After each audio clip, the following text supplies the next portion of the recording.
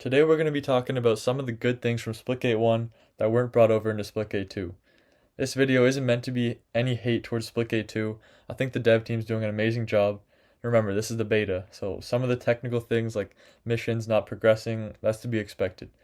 I absolutely love the new additions to Splitgate 2, sliding, even non-gameplay related things like the fact that I can prioritize what I spend my battle pass currency on. Like, I don't need 20 different weapon charms. I'm just reminding people of some of the features that we're missing out on. We know they can implement these things. They were in the first game. And I know lots of people have never played the first game. So, final disclaimer before we get into the list, things like 120 FPS on console or better team balancing when it comes to solo players versus 4 stacks. Not talking about those because they weren't in Splitgate 1. First off, the waiting area. While you were matchmaking, the game would throw you into a big free-for-all lobby with other players where everyone spawned in with random weapons. This was so much fun. Sometimes in Splitgate 1, I'd search for a game mode I knew no one was playing just so I could stay in this waiting area. Some of the best moments were in these lobbies because no one was taking it too seriously. Everyone was just practicing crazy portal plays and trying to get warmed up. You guys should watch my YouTube short called Waiting Area Demon. That's a great example of the chaos that took place in the waiting area. Now, to be fair, it may not be needed right now because the Splitgate 2 servers are popping, but I still vote that they bring this one back. Number 2 is sort of related to the first point, the ability to select multiple game modes. I think this feature was kind of necessary because the servers were a little dead by the end of Splitgate 1, but being able to select multiple game modes to queue for made it refreshing.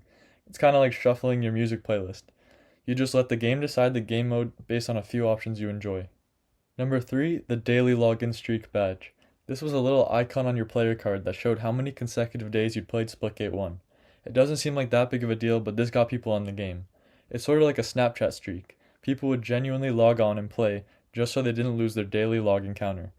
I saw some guys with hundreds of days in a row, years, on Splitgate 1, and it was a pretty nice flex. When you saw someone in the hundreds, you knew they weren't playing around. And not everyone was forced to show the badge. If you didn't want to show it, you just wouldn't equip it. Number 4, kill cams. I believe this was an option that you could enable in the settings of Splitgate 1. There were kill cams each time you died, showing your enemy's point of view, and that would really help you see where you went wrong or if you just hit a nasty shot on you. I don't know why they'd take these out. Maybe they found that people were complaining that there were like ads you had to watch, but you'd have to wait out the respawn timer anyways, and you could just skip the kill cam. And then Splitgate 1 also had final kill cams at the end of rounds or games, but I think it'd be even better if they put in play of the game kill cams. Number 6, gravity. Splitgate 2 is a lot more low gravity than the first title.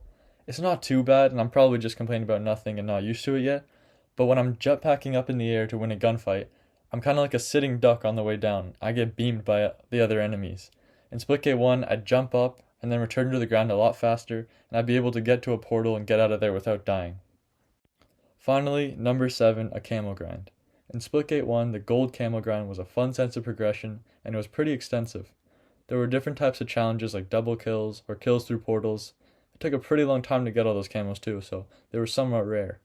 In Splitgate 1, they only had gold camos for the individual weapons, but something similar to Black Ops would be cool, where once you get every gun gold, you unlock a skin like Dark Matter. This is something I'm pretty sure they have in the works, especially since there are so many more weapons in Splitgate 2 than the first game.